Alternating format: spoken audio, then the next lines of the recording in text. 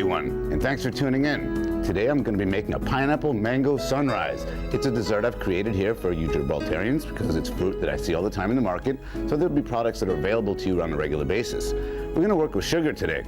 Professionally working with sugar is very simple, but it can look so amazing. When you see it, you're impressed. Say, how do they do this? How do they do that? Well, I'm going to show you. We're going to start off today making some sugar sticks, some sugar spirals, and I'm going to show you how it's done so simply that you can do it at home. It's going to be a very simple dessert. It's going to look fancy, but you're going to be able to do it.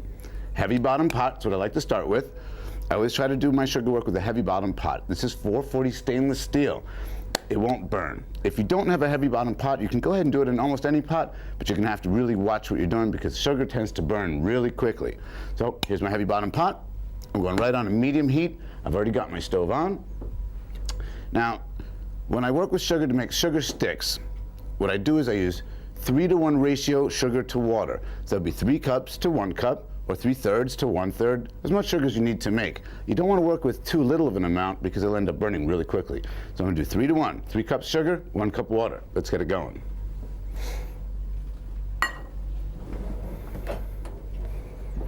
Now, professionally, in a lot of kitchens where I'm from, they use what's called an isomalt sugar. It's really not necessary.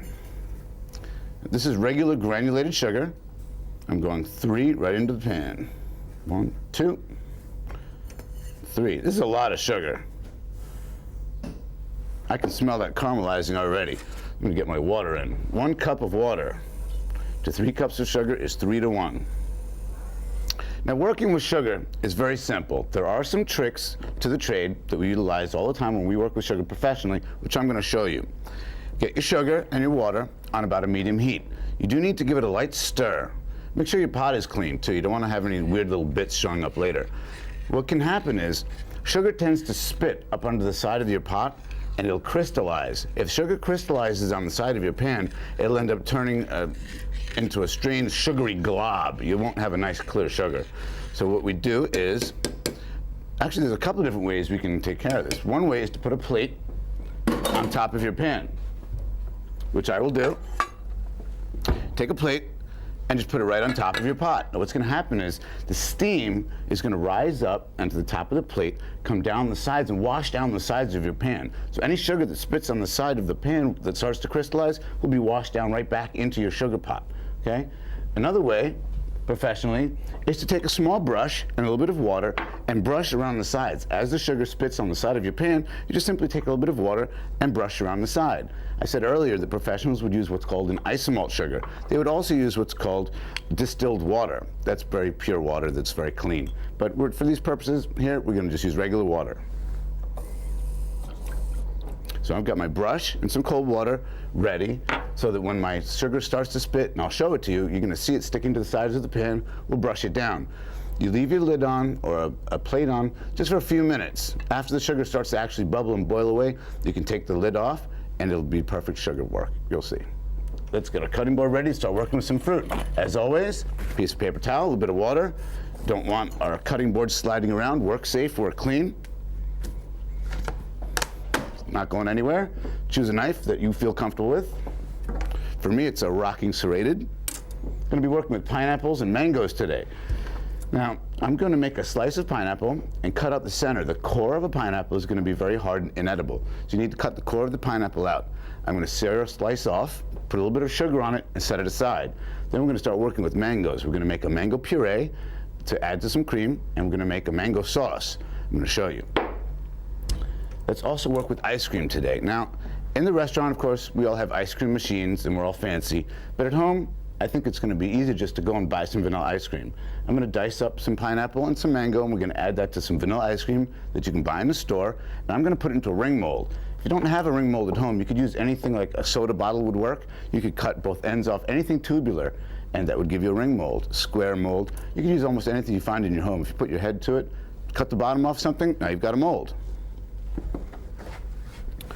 I have a set of cutters that I use in the kitchen. I've got 3 cutters, different sizes, that I've placed into the refrigerator to get it cold. So I'm going to dice some pineapple, dice some mango, mix it with some vanilla ice cream, put it right into one of these cold cutters. That's going to be my ring mold. Let's take a look at our sugar here. Nope, not even boiling yet, so let's just wait on that. Pineapple. It's Round fruit, we've been over this before. Round fruit, you need to give yourself a flat edge to work with. Into the garbage, butt end, don't want it. We don't need that much for 1 or 2 desserts. So I'm gonna just go and give myself 1 or 2 slices here and make a dice. Okay? The fibrous outside needs to be removed. It's inedible, and it can get caught in your throat and can be dangerous. If you have small children in the house, you don't want them eating the outside, the fibrous part of the pineapple. Muy peligroso. Okay. Remember that center piece is inedible. We're gonna lose the center. It's a hard piece, it's very chewy. You could cook it down if you were gonna make a puree or sauce, but we're not gonna do that today. Simple dice. I like to keep all my pieces consistent in size, so I'm careful with what I do. Simple dice. Let's go onto a plate. This is just for now. Little dice. I'm going to dice a mango as well. Test your mangoes when you purchase them. If you're going to use them right away, you want them to be a little pliable, a little soft, not too soft, but you want to feel a little bit of movement when you press into them. That way you know they're ripe. If they're not ripe, the best way to ripen mangoes quickly, as bananas and other soft fruits, put them in a paper bag, let it sit on the side of the counter for a day or two, and they'll ripen up really quickly. It has something to do with the lack of oxygen. Peeler. Professional peeler. Nice, quick, safe. Now I just need a few slices, and I'm gonna make a dice, and I'm gonna pull out my ice cream. Look at that, nice peeled mango. Let's get rid of our scraps. As always, try to work safe and neat. Let's check our sugar now. It should be boiling, get a little bit of movement, and let's see. Okay. Now I left the lid on almost long enough so that I shouldn't have to wash down the sides. But if you can see, there's some sugar spitting on the sides that will end up crystallizing. If you end up getting crystallization on the side of the pan, what happens is your sugar will seize up on you and we'll end up with that glob effect. We don't want globby sugar, we want nice clear sugar to work with. If you wanted color sugar, well, it's boiling now, this would be the time to add your coloring.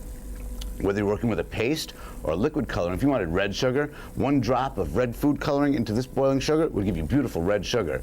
Now, we also do what's called pulling sugar and casting sugar. If you ever watch old cowboy movies, you see people breaking bottles over each other's head and they're throwing each other through windows. That's sugar. Those are sugar bottles and sugar windows. What you do is you add what's called a tartaric acid to your sugar at this boiling point, and it becomes elastic. You can stretch it and shape it, put it into a silicone mold, and make bottles and windows. Cowboy cooking right here in sugar work. All right, what we're gonna do now is take a brush, oops, and a little bit of water, and just go around the edges. Hope you guys can see that. Just enough to brush any excess sugar back into the pot, because I said it will seize up your sugar. This is very important when working with sugar. You can't leave that lid on forever. You need to watch what you're doing and brush your sides down. So keep your sugar boiling and your brush and your water nearby. Keep checking your sugar every once in a while, and if you see the crystallization on the side of the pot, just hit it with the brush. Don't let too much water get in. Scrape some of the water off your brush first. I'm going to put a sugar thermometer into the side of my pot now. This is what we call a candy thermometer. Candy thermometers are used professionally for doing sugar work. It can also be used for fry leaders and for hot oil. I prefer to use a metal thermometer when I work with my oil. So I'm going to set my thermometer into my sugar. All right, let's see. It's got a little lip. Perfect. I'm going to aim this towards you for a little while, and then I'm going to have to aim it back towards me so I can check the temperature. What we're looking for is about 340 degrees Fahrenheit, or I believe that's 170 degrees Celsius. Once you reach 240 to 170 degrees Celsius, you need to have a bowl of cold water to submerge your pan in. That'll instantly stop the sugar from cooking. It's called a softball stage. Softball stage is where we can take the sugar and put a spoon in and whip it. Maybe we'll whip a little sugar for you later. We'll do a little whipped sugar. It's kind of like candy floss, you call it here, but it's a little bit thicker. So I'm going to let you see the thermometer. In a few minutes, I'll turn it towards myself so I can see the temperature. You're going to get a bowl of cold water, let it sit on the side, so when my sugar is at the right temperature, I can immediately stop it cooking by submerging the pan into the cold water.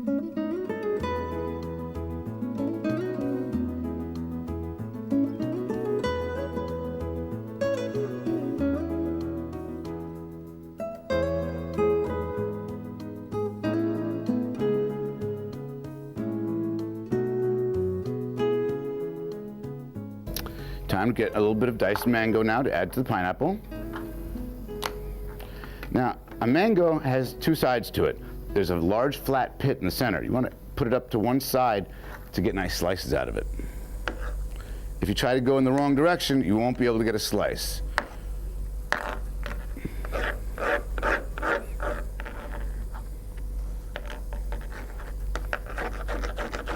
That's it, diced mango. Let's add that to the pineapple. Bowl of cold water, ready to go. So when I reach the right temperature, I can submerge and stop it cooking immediately. Set the rest of this mango and pineapple aside. Okay, I'm going to mix a little bit of our vanilla ice cream now with my very tart and sweet fruit. The reason I'm going to use vanilla ice cream today is because it's so mellow and creamy that I think it would be a good counteraction with the tartness of the fruit. You bite into the ice cream, you're going to get nice creaminess and a nice tartness from the fruit at the same time. You could, of course, go all the way and make a pineapple ice cream, make a mango ice cream, make sorbet, but at home, this is just an easy way to do it. You're going to just take some ice cream right from the store and mix it up with some diced fruit. We're going to mold it, and it'll be a nice molded ice cream. This is just to make your life easy. I wouldn't really do this in a restaurant, but you can do this at home, get away with it. No one will know the difference, I promise. Let's grab a spoon or an ice cream scoop. Either one will work fine. Soft serve. Look at that. Right into a bowl.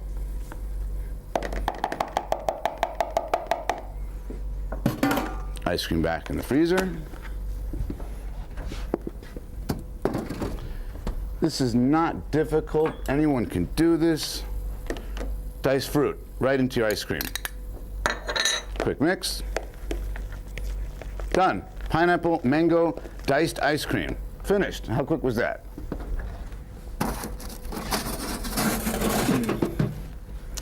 Like I said earlier, I've chosen cutters today to use as my ring molds just because that's what I have around. You could take, like I said, a soda bottle. Just imagine it. Cutting off either end of a Coca-Cola bottle would give you a long plastic ring mold. Make it whatever height you like, whatever shape you like. It's a very simple thing to do. Now, since these are pre-frozen, the ice cream shouldn't melt. We can go right in.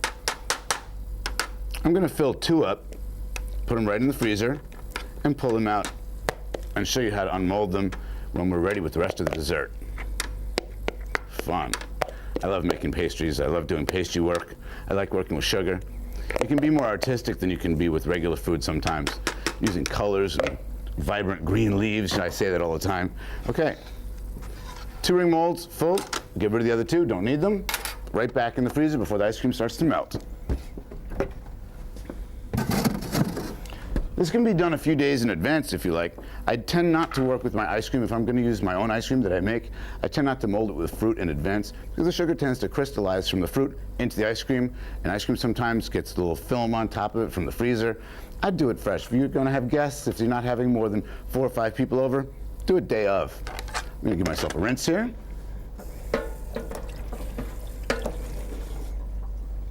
Let's see what temperature our sugar's at. There's a blue line, which is very easy to read. It's an easy read candy thermometer. I'm just over the 200 mark, so we've got a while to go. Remember, we're doing 340 degrees Fahrenheit. Let's cut a slice of pineapple. This is going to be the base for our dessert today. I'm going to cut a slice of pineapple. I'm going to get my saute pan on, cut the edges of the fibrous fruit off because it's not edible. And I'm going to saute it in a pan with a little bit of granulated sugar. Remember to keep an eye on your pan. You don't want too much water to be incorporated into your sugar, so wipe the edge of your brush off and just go around the edge. Making sure that all the sugar that's crystallizing around the edge of your pan gets incorporated into the cooking sugar. Very simple. Let's get our pan on here. Select eye. We're going to go on a high flame or high heat, whatever the highest your stove will go to. Just keep an eye on it. Make sure your pan is dry and clean. And we're going to use a tiny bit of oil today. We're not using olive oil today or extra virgin olive oil. We're going to use a bland oil, something that's not going to contrast with the flavors. Something like a grapeseed oil would be fine, something that has a neutral flavor, neutral oil, okay? When working with fruit, you don't want to add an olive oil flavor to your fruit. That would be a little strange. 1 tablespoon of oil into your pan. And as always, we're going to wait till we see a little bit of smoke coming off the pan so that we know that it's hot. I'm going to take off the sides, the fibrous edges, and give myself a large square to work with. I like working with shapes. It's a good thing my mother never told me not to play with my food. Squares, circles, it's like playing with shapes, blocks, building blocks. A lot of chefs tend to stack their food, height, eclecticism. What happens is we like you to taste the food the way we want it to be tasted. If I stack things up and you cut into it with a fork, you can eat all those flavors at the same time. Rather than having something here and something there and getting it individually, I might want you to have a raspberry taste with a fruit taste on the bottom and a cream and a cake. Cutting it all together, the way to get you to do that is to stack it up. You cut into it, you can eat it the way I want you to eat it. And take out the centerpiece because it's hard and inedible. And out comes the centerpiece. If you had a small cutter, you could use it just to pop it out. It's not a big deal. I'm going to now turn my pan so I can watch the thermometer because I need to see what's going on.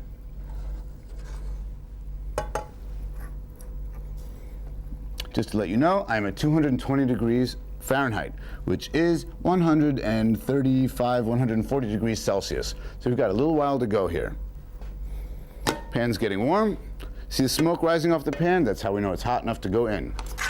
Piece of pineapple, cored right into the pan. Here we go.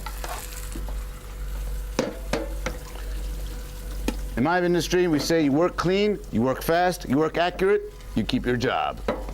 We're clean. All right, some sugar. Just a light sprinkling. If you add too much sugar, when you flip the pineapple over in the hot pan, it'll caramelize in the pan. We don't want a caramelized sugar here today. We've got enough sugar going on. When we get a little bit of color in the pineapple, I'm going to flip it over, set it aside, and let it continue in the pan by itself. Keep your eye on your sugar. Let's pull out some cream.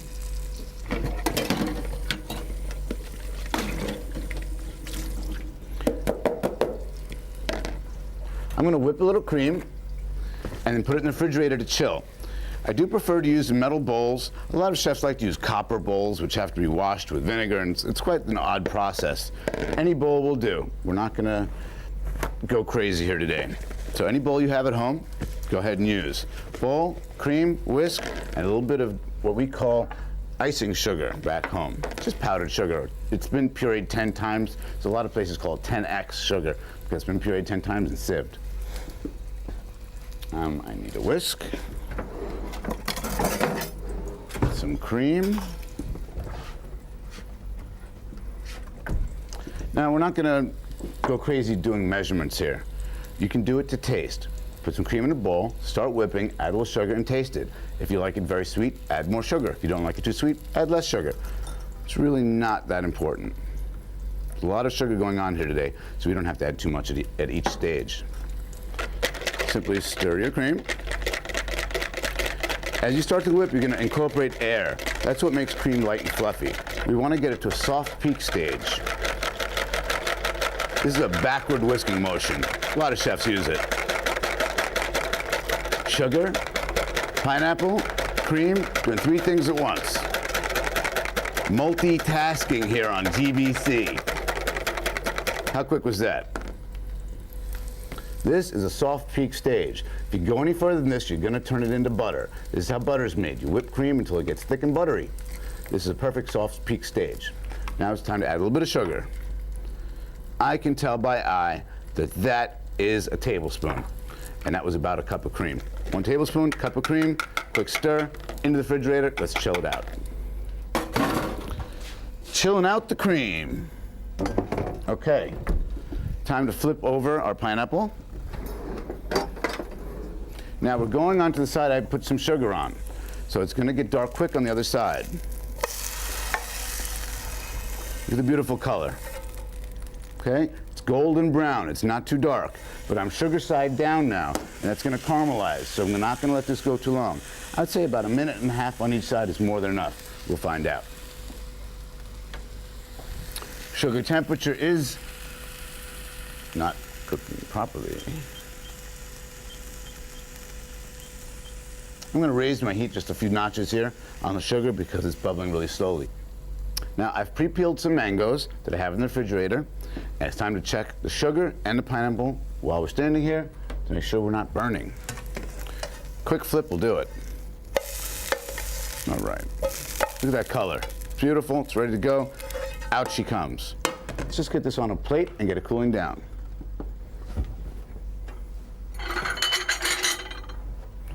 We don't want the pineapple slice to be too cold, but we don't want it to be too hot either, because if it's too hot, what's going to happen is the molded ice cream, which I'm going to put on top to do my stacking, will start to melt.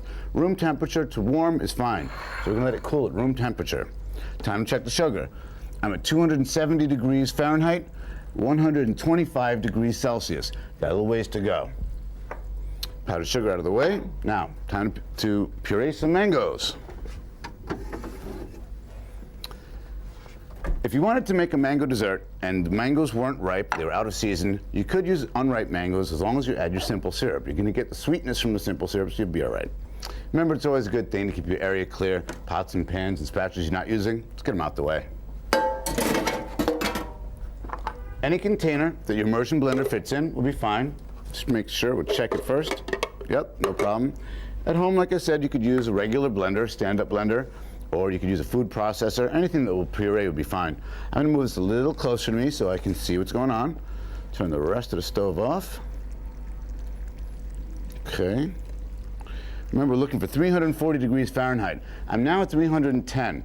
Once you pass the 300 mark on a Fahrenheit thermometer, it's going to start to move a little quick, so now you got to keep your eye on it. 340 degrees, plunge it into the water, stop the cooking, and we're going to do some sugar work. 30 degrees to go-ish. Más o menos. It's time to work with some mango. Peel it right into your container.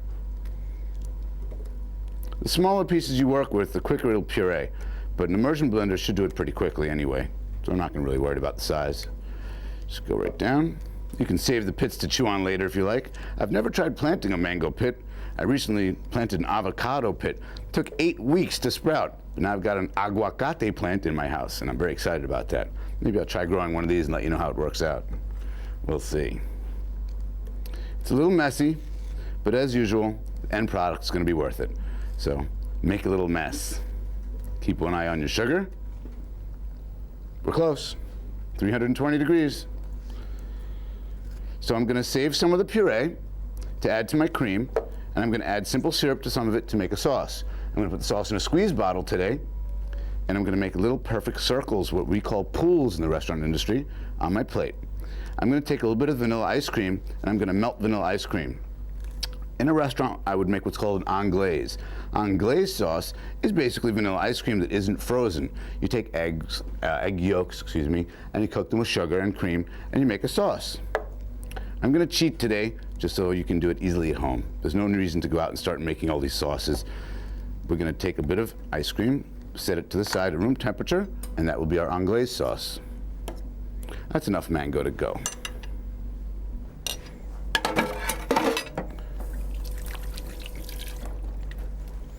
Okay, sugar is now 340 degrees.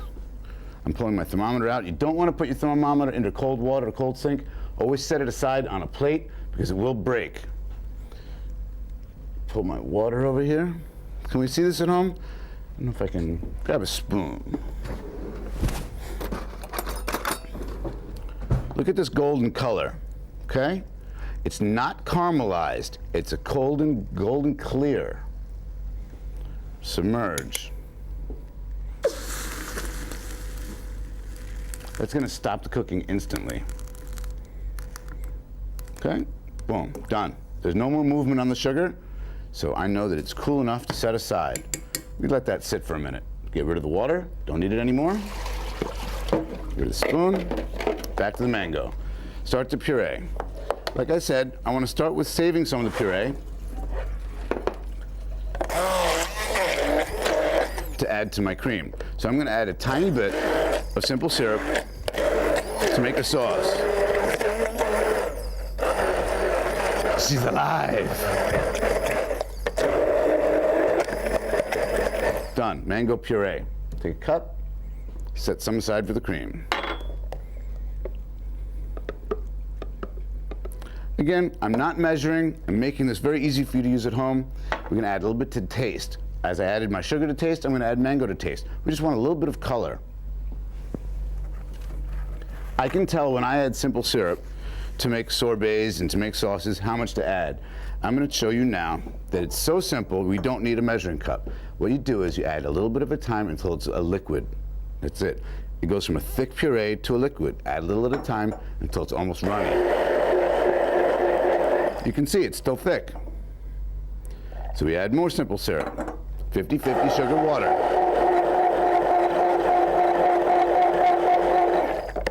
Remember, I always test my sauces on plates. That's how we see. About a spoon.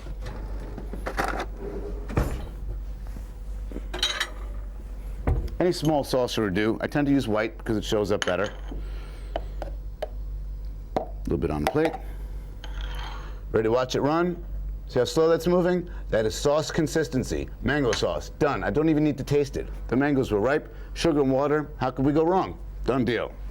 I'm going to go right into a squeeze bottle.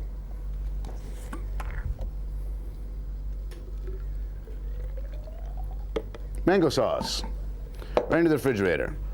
Mango puree, ready to add to the cream. Sugar's ready to go. So I'm just going to chill down the mango sauce. I'm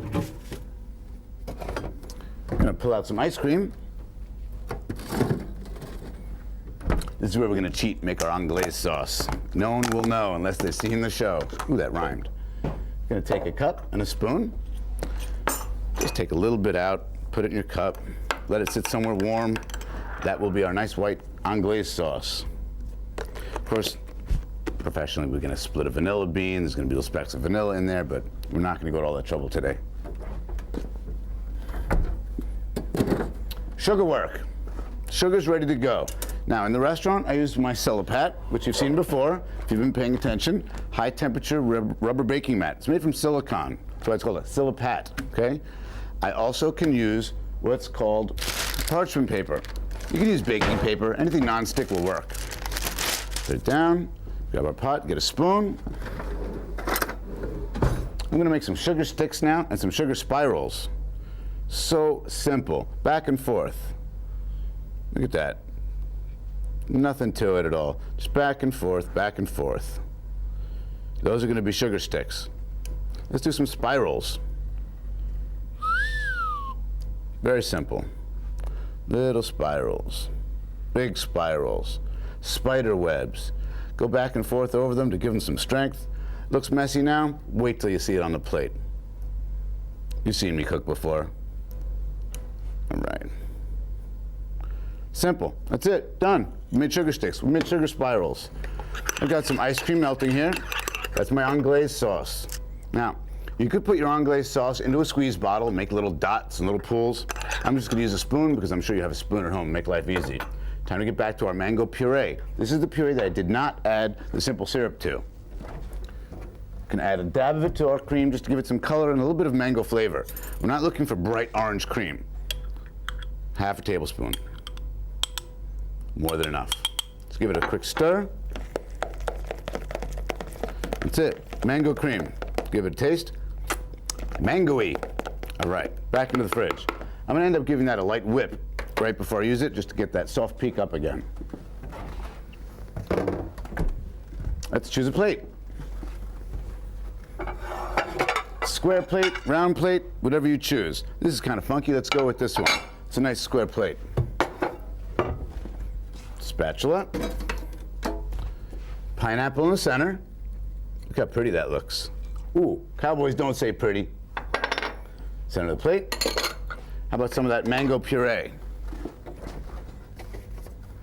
Let's make pools today. Let's go with 4. 1, 2, 3, 4 pools. Okay, let's pull out our ice cream now. Easy mold ice cream. Take it and put it in your hand. Spatula here. Now what you need to do is just put it in your hand for a moment because the warmth of your hand will help loosen the ice cream from the mold.